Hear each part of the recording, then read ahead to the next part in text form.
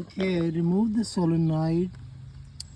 I plug in over here. It's not leaking or anything. It starts up to a little bit.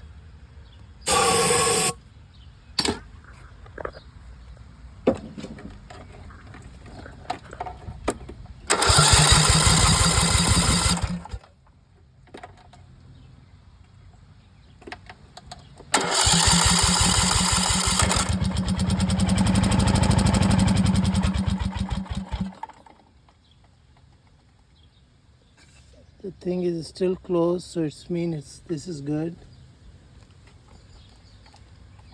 Now I will open, close it.